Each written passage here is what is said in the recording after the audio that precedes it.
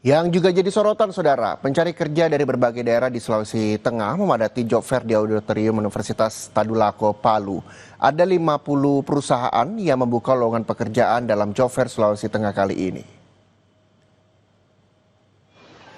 Warga dari berbagai daerah dan latar belakang pendidikan memadati job fair yang digelar di Snaker Trans Provinsi Sulawesi Tengah mulai 4 hingga 6 Agustus 2025. Ada 50 perusahaan yang membuka lowongan pekerjaan. 34 diantaranya membuka lowongan langsung di lokasi, sementara 16 perusahaan membuka lowongan secara daring. Total sekitar 2.000 posisi lowongan kerja khusus untuk wilayah Sulawesi Tengah. Gubernur Sulawesi Tengah Anwar Hafid menargetkan dari 2.000 lowongan kerja, 1.500 diantaranya bisa menyerap tenaga kerja warga dari Sulawesi Tengah.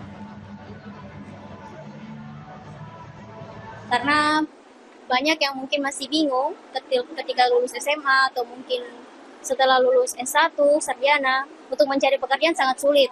Tapi dengan adanya kegiatan Job Fair Sulteng ini sangat membantu kita untuk mendapatkan pekerjaan. Diutamakan warga Sulteng, satu. Jadi saya berharap para pelaku usaha untuk memprioritaskan KTP Sulawesi Tengah. Nah, yang kedua, yang perlu kita lihat juga setelah diterima apakah dia mendapat gaji yang layak sesuai dengan UMR misalnya, sesuai UMP misalnya. Kalau tidak sesuai UMP, itu kewajiban kami untuk menegur perusahaan. Job fair menjadi harapan bagi pencari kerja yang tengah berjuang di tengah penyerapan tenaga kerja yang menurun. Bagaimana harapan mereka? Berikut liputan jurnalis Kompas TV Jihan Jufri dan juru kamera Yanuar Ruslim dari Gedung Smesko, Jakarta.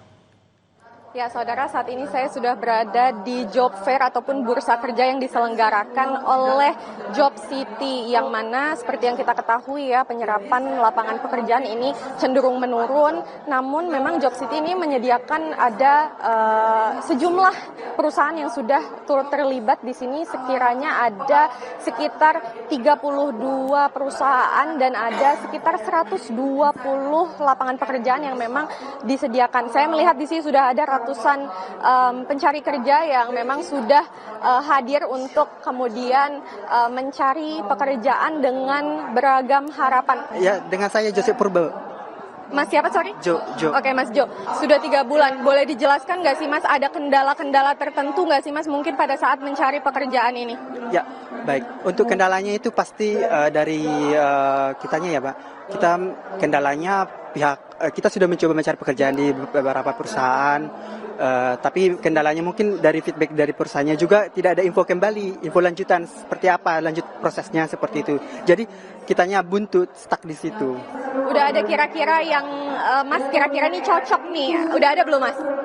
Tadi ada di salah satu di stand PT Bumi Daya Belajar, di sana kebetulan ada buka loker telemarketing ya. Jadi background saya juga udah ada pengalaman di sana, jadi saya coba apply di sana.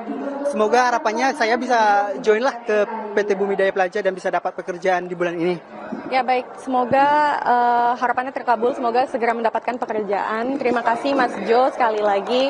Ya, itu dia saudara, memang ada banyak sekali, tadi saya juga sempat berbincang dengan salah satu pencari kerja di sini, yang mana mereka ini membawa banyak harapan, yakni untuk dapat diterima kerja, karena memang beberapa dari mereka ini sudah mencoba mendaftar, namun memang tidak kunjung mendapatkan kabar dari perusahaan-perusahaannya. Semoga saja memang dari para pencari kerja hari ini bisa menjadi wadah bagi mereka untuk kemudian mendapatkan pekerjaan. Jihan Jufri, Yanuar Ruslim, Kompas TV, Jakarta. Kita lihat berita lain, saudara. Gubernur DKI Jakarta Pramono Anung memastikan sosialisasi telah dilakukan kepada para pedagang terkait revitalisasi ruang terbuka hijau Pasar Barito, Kebayoran Lama, Jakarta Selatan. Relokasi para pedagang diserahkan pada Wali Kota Jakarta Selatan. Rencana revitalisasi ruang terbuka hijau di Pasar Barito, Kebayoran Lama, Jakarta Selatan hingga kini masih terus dilakukan.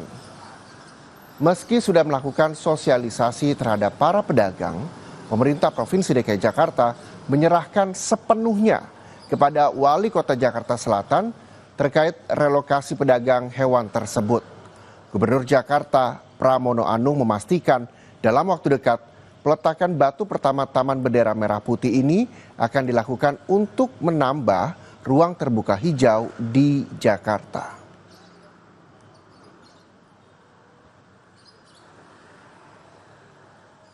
Ketika pemerintah Jakarta sudah memutuskan dan kami mempersilahkan Wali Kota Jakarta Selatan dan jajarannya sudah melakukan sosialisasi, sebenarnya sudah berlangsung cukup lama.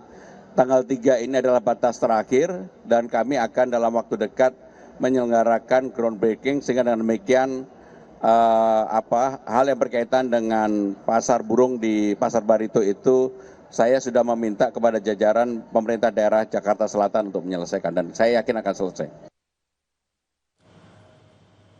Penggiat anggur Indonesia di Tangerang Selatan, Banten panen perdana varietas anggur lokal bernama Ponjai Bendaf. Kami akan hadirkan berita lengkapnya saja di Jurnal Merah Putih untuk Anda.